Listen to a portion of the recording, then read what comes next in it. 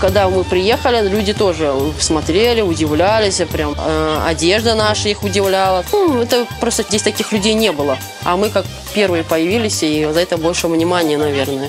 Что-то там какие-то были там всякие слухи такие. Что-то там про нас, что мы там типа какие-то сюда приехали, ну, нетрадиционные, какие-то там религиозные мусульмане, там какие-то террористы там или что. Ну, что-то слух какой-то такой пройшов.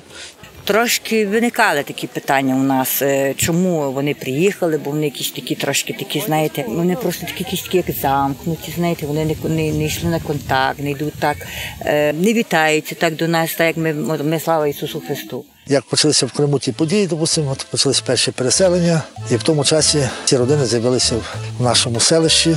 Це була така подія для нас, така неординарна, допустимо, так. Всі очікували, що далі буде, як то буде, в принципі, розвиватися і все.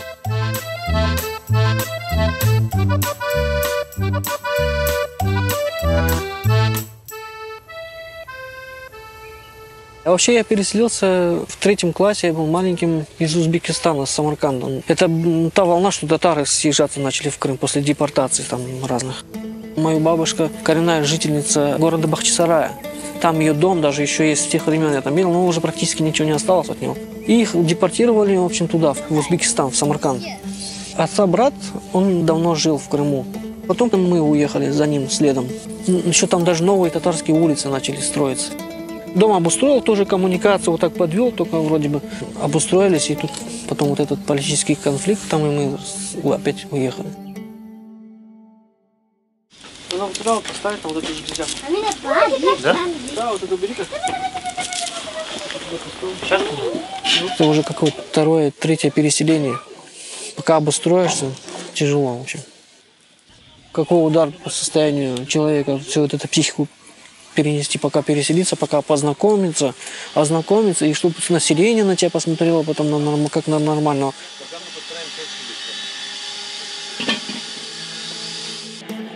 Живем по своему писанию, у нас общество маленькое, нам и так сложно притворить свой закон, по которому мы живем. Придерживаться, там, не впасть в какое-то там искушение, там, вот это спиртное, там, или там какие-то развратные вещи, там, ну, это сейчас вся земля заполнена этим. Кто там наркотики, кто еще что-то, уберечь свою веру тяжело. Марьям, аккуратненько, что ты делаешь? Кушай мясо. Там в Крыму тоже с религиозным вопросом тяжело. Там всякие такие начали угрозы со стороны там властей разные идти.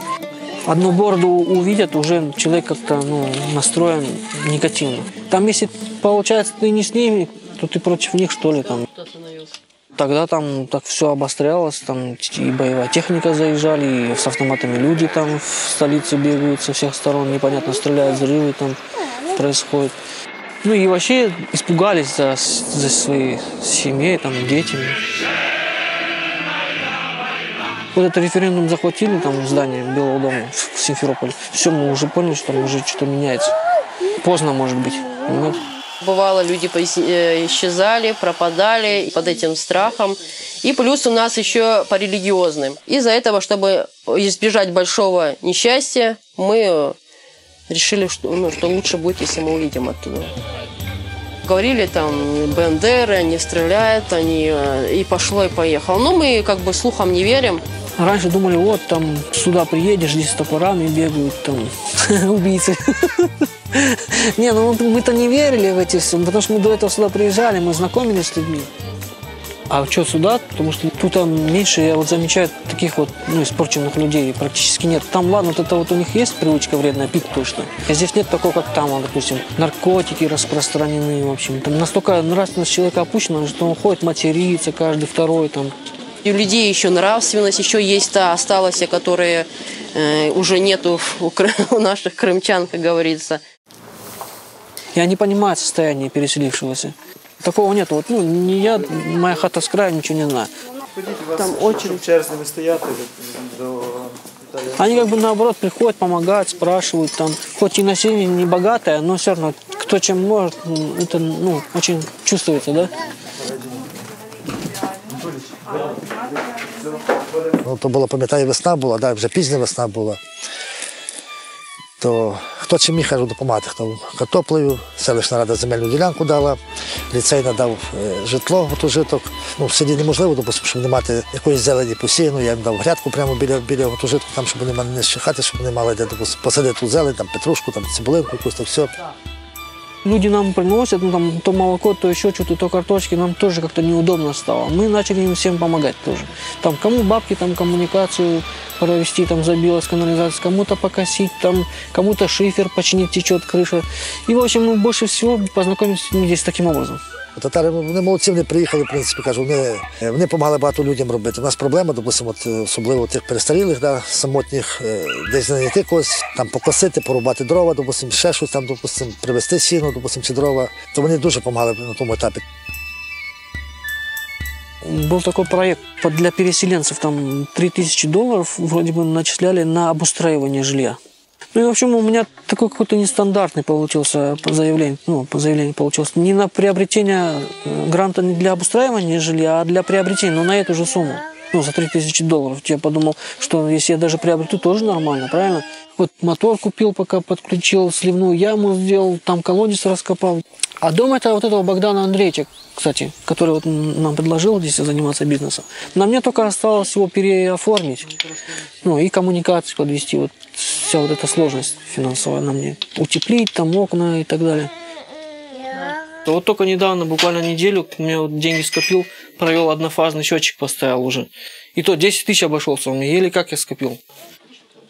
Мы вещи практически ничего не привозили, все, да, у нас осталось в Крыму, только вещи детские, то есть чемоданы, да и все, куда мы нам... У меня на то время 4 детей было, мне детей везти или же там, ты все равно все не увезешь.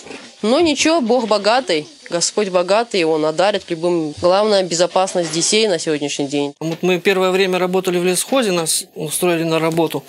И мы там, в общем, по ходу дела зажали елку, и лесник, со мной поговорил. Я говорю, вот мы поселились, что-то ничего нету, говорю, сложновато. И он мне предложил взять там бревна, какие-то прошлогодние валялись. Лесники не смогли, бросили их. А мы так положили доски, и под доскам их выкатили и снизу. И потом я здесь на пилораме пропустил, и прям так сколотил на быструю руку, чтобы получилось, чтобы уже как-то хоть детей там положить.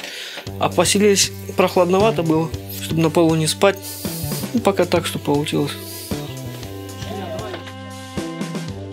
Такую парту сделал, чтобы они как-то дети учились.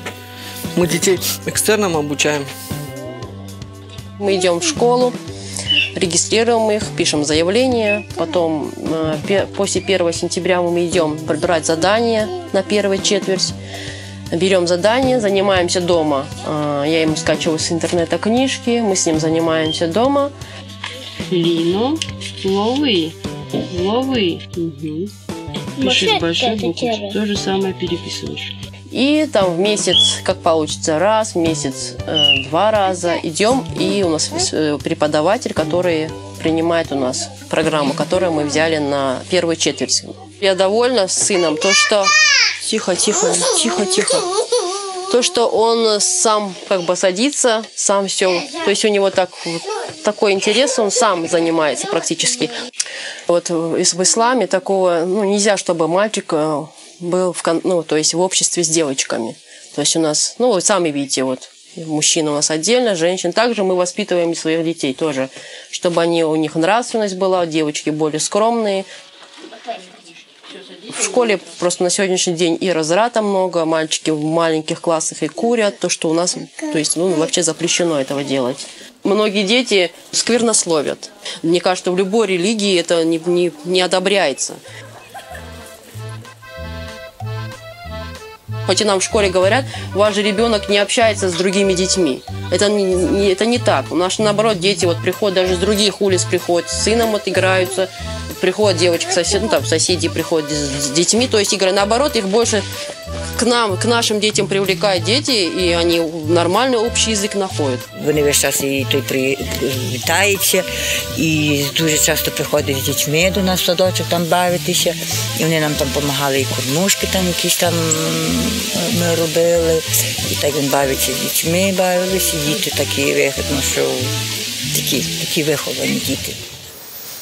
А ничего тут вообще никто не едят, что ли, козу? Очень редко кто ест. Они в основном свинину едят. Свинину нельзя кушать. Бог запретил. Так ко всем придет ангел смерти и будет душу вытягивать из тела. Поява кримських татар, допустим. Хоча на початку ніхто, в принципі, не думав за ті речі навіть. Але ставало питання, скажімо так, допустим, що от ви повинні поважати нашу релігію, а наше населення повинно поважати вашу релігію. І так співіснувати, так жити, допустим, так живуть люди. Ну, не зовсім так вийшло, в принципі, було декілька випадків, допустим, коли кримські татари пробували наші релігійні свята, робити якусь таку роботу, в принципі. Це трошки зачіпало десь наші місцеві людей, допустим, на тому підґрунті було непорозуміння, це все. Абдурахман, там положи, тут прибежи. У нас в городе такая же трубка? Ну да, типа такого все. Ну, мы когда-то работали здесь, мне надо было колодец копать, когда переселялся. А у них какой-то был праздник, ну, я не знаю, что за праздник был какой-то.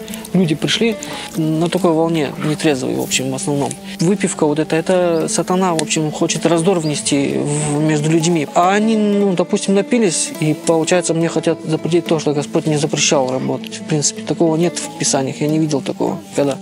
Ну, мы, в общем, не стали обострять ситуацию, просто я ребятам сказал, ну ладно, давайте, короче, закончим. Ну, там мы сложились, да и все, на следующий день вышли, доделали, в общем. Мы лучше какие-то свои принципы, ну, обойдем, но чтобы этого агрессию не... Зачем это надо, правильно? Просто то, что веры разные, вот, ну а что теперь, если человек другой веры, значит, с ним дружить не надо, получается, что ли? А свою автентичність, я рахую, в принципі, повинні зберігати і наші мешканці, і вони повинні свою автентичність зберігати. Але ці автентичності не мають бути підставою для того, щоб виникали конфликты в том плане, все. Пока в данный момент муж не работает, мы живем пока на вот то, что получаем на детские, то, что на детей. Ну, детские тоже не всегда не будут платить, то есть еще немножко и все. И хотим, чтобы свое уже дело здесь было, чтобы ни от кого не зависеть, то есть, а только от самих себя. Козла вот себе взял тоже, чтобы козочек, ну, этих, они погуляют на весну. У меня 2 козочки не рогатые, а козел рогатый. Вон тут. Ну, в данный момент мы сейчас пока обучаемся. Во Львове есть новый выдлик. Такая организация, бизнес-школа. Они именно с переселенцами работают. И они нас пригласили, мы прошли отбор. Мы тоже составили концепцию. Там, в общем, брат захотел коров размножать, а я так подумал, ну, перерабатывать молоко, сыр выпускать. Этот сыр, правда, не до конца дозрел, но уже выдержки у него 2 недели. Вони добре, бачу, вчаться, всі тренінги від'їздили, то все. Мы ночью в 2 часа ночи просыпались, на 4-часовую электричку ехали в Турку, оттуда во Львов. В общем, здесь, говорит, раньше очень много сыроваров жило по этой местности, говорит. Бойківщина ее здесь называют. Є інформація про сир, який зберігався найбільше, це 150 років. Це велика головка сиру, тому що маленька вона всохнеться, вона не буде. Живет напротив местный депутат Богдан Андреевич. И вот он нас обучил, ну, некоторым идеям, вот сыр, например, варить. Там технология, она немножко связана с швейцарской технологией, ну, короче, с Европой. Вот я сейчас хочу выпускать твердый сыр. Эко-доктор назову его. Он очень полезен для пищеварения человека. А это что же вложение требует? Не так просто. Приехал, у тебя все готово. Это тоже надо все приобрести со временем, подвести, сделать. Это очень сложная логистика в горах. Що мені подобається зараз, що вони беруться до самозайнятості, тобто вони починають працювати в плані, допустим, господарської діяльності. У нас традиційно, в принципі, такі, ну, зараз називають там фермерські господарства були, в принципі. У нас тут традиційно було, допустим, від Австро-Угорщини, із Польщі було, в принципі, ті речі були. І наша, скажімо, стратегія розвитку та ж сама, допустим, самозайнятість населення, в принципі, невеличкі такі ферми, допустим, сімейного типу, то все. Я маю надію, що і в них вийде. И наши люди будут тоже брать приклад, будут ці речі відроджувати. Ну, я вот сейчас решаю, сижу, думаю, как это все дело. Страницу в Фейсбуке открыл, там свой продукт рекламирую. Процесс приготовления, как это все делается, технологии. Если со временем это дело пойдет, то для моих детей будет будущее, ну, даст Бог. Шломку, да? Оцей сир саме називається бринза. В цілому, кажу, вони є позитивні люди, своєю специфікою, да, це однозначно, яка не перевищена для наших людей. А вони даються, вони досить такі толерантні, культурні, вони не є, допустимо, агресивні. Рецепт – це є спілкування, мені здається, позитивне спілкування, допустимо, без всяких там надуманих речей і так далі. На сегодняшний день спрашивают, вы собираетесь в Крым? Я четко и уверенно говорю нет. Оттолкни зло добром, и ты увидишь, как враждующий тебе человек станет словно твой близкий, любящий родственник. Пусть Господь вселит в их сердца любовь к нам, даст нам пропитание. То, что ты можешь, делаешь, а там уже остальное на Господа, уповаешь.